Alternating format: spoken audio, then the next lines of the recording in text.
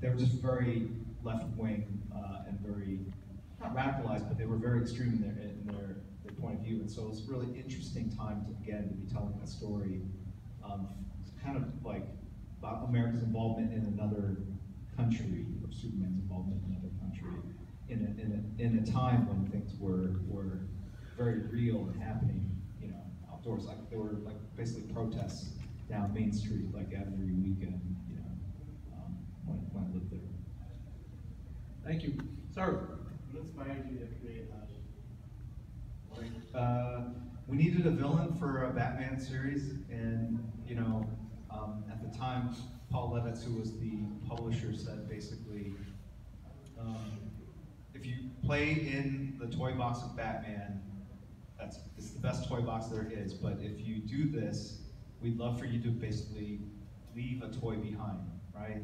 Right? It's like those book things, whatever. Get a book, leave a book, or something, right? So hey, you play with all these amazing characters, but in return, we ask you to add to the library, kind of. And so we wanted to create an original character. Jeff had the name Hush, and had an idea that this character might be a surgeon, and that's kind of the two pieces I used. The first designs I had were very Phantom of the Opera looking.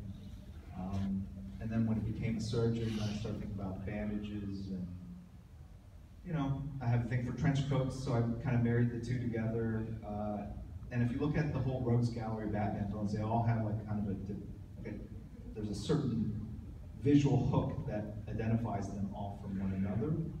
And so I was like, oh, there's not a character that has had kind of this bandaged face, which is kind of very Unknown Soldier look, and I just kind of liberally borrowed that look. And then when it became kind of Jason and this Robin type character, we were able to incorporate those parts of that costume into his. So it was kind of an amalgam of all those kind of characters brought together. Thank you. You right here. Yeah, you. Other than your X-Men number 1, what is probably the most influential or just most fun comic you've ever written?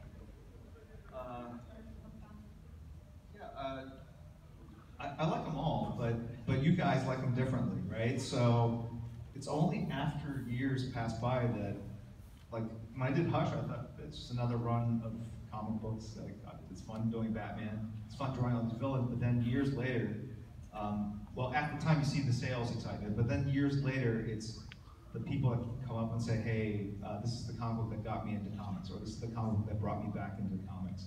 And you start seeing that the impact it had on that generation as they grew up, right? And so I get that it's a pretty big part of people's collections because of the story and the art. But at the time, it just felt like another gig and storyline that I was working on. So a lot of times what I'm trying to say is, I don't know really how influential they're going to be until years later, right? So even like New 52 to me, be interested to see how that's kind of remembered and as the kids that were buying it 9 years ago start becoming older adults, I guess. Right? Thank you. Anybody else? Pick one, Mike. This gentleman over here has been pretty. Yes, right here. What do you got? You did a couple of intro pages, Terry Moore's King of the Grass. Can you tell me how that came about, and anything memorable you would Sure. Terry Moore is a guy, he had an indie comic called Strangers in Paradise, really great comic book, has nothing to do with superheroes. You know, I was a part of Image Comics. We were looking for other things to put under a publishing umbrella, stuff that was out of the norm of traditional superheroes. I was friendly with Terry and his wife Robin, and said, look, why don't you publish through our imprint, because we can get you better rates on paper and do a better job of kind of promoting and marketing it. And I'm a huge fan of the property, like the characters. I can even draw like some pages that we can use as an insert, kind of a dream sequence or whatever, however you want to use it. And those pages, you know, I'll do sort of for free, and just because I'm excited to kind of do this, and you can use it to help leverage whatever interest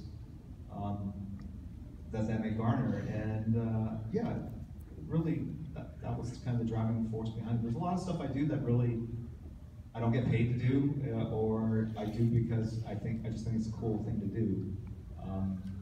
You know, I wish that there was more of a plan. Sometimes there's a plan, and sometimes there's not a plan. That's all I can say. So the stuff that is unplanned is the stuff, you know, you're helping out a friend, or you have a vision for doing something that has nothing to do with money. It's just like, hey, this is a great, you know, comic book.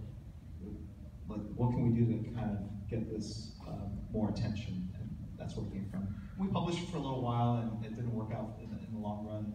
But it was creator owned. He you know, obviously owns the characters, and he left, and just kind of fun thing that we both kind of experienced and worked together. We love when we do things just because they're cool. Yeah, sure. Yeah. Mike's got an idea for a comic book. He wants to No, I don't. I would never do that. I would never do that. Thank you so much. The great Stan Lee once mistook me for you. Okay. And you know, I couldn't, you know, I couldn't be any prouder to be mistaken for anybody else. So, Okay. Thanks for coming. And I thank you for coming here all the way to well, thank you guys. And I thank you guys for coming out. Yeah. And I want to give a shout out to so there's my cousin here, my wife's cousin Barry, and his wife Tracy, and their nephew, grandson, sorry, Wesley.